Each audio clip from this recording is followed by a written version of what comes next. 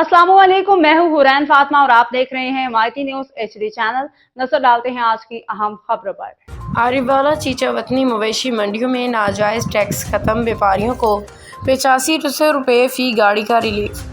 Report Faheem Ahmed Arai, Roznama Himayati news. Arifwala Chichawatni staff reporter.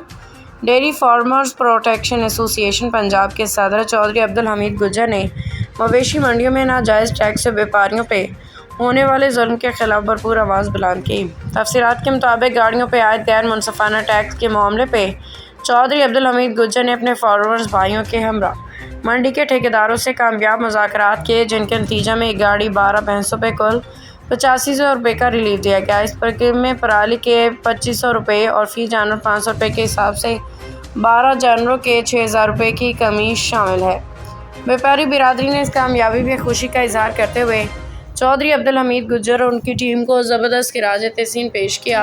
इस मौका पर मौजूद सरकर्दा शख्सियात में हाजी मलिक शाकर, अब्दुर्रऊफ अदनान अराई, हाजी अंजार नागौरी, लियाकत जाट शायद नागौरी और चाजी बरादरी के मुतादद साथी शामिल थे।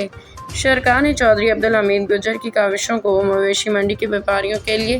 एक बड़ी कामयाबी करार देते हुए उनके लिए दुआएं खैर की।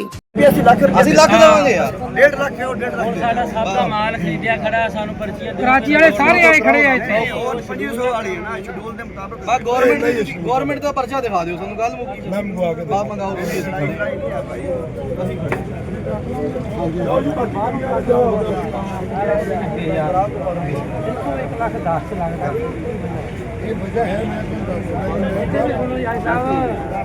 भाजी इतने बड़े सुनो सर भाजी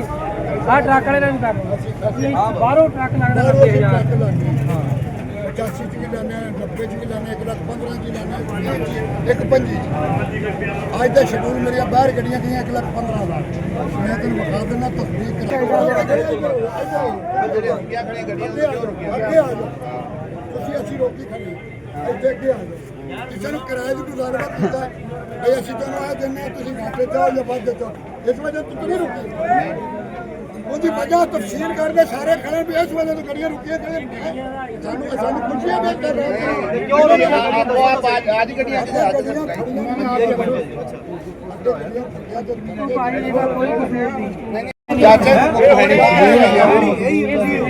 चाचा मकबूल एक मिनट जो सवाल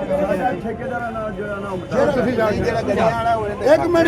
यार इन्हें भी ठेकेदारों को देने कोई कराची कोई भाई साहब मैं गवर्नमेंट का शेड्यूल लेना मैं उन्हें छाड़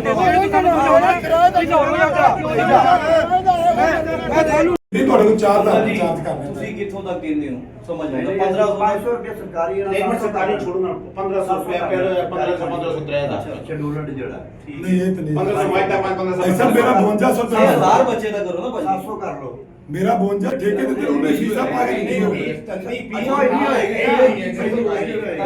ਤੁਸੀਂ ਕਹੋ ਜਿਹੜਾ ਜਾਨਵਰ ਬੰਨੀ ਜਾਂਦਾ बस कर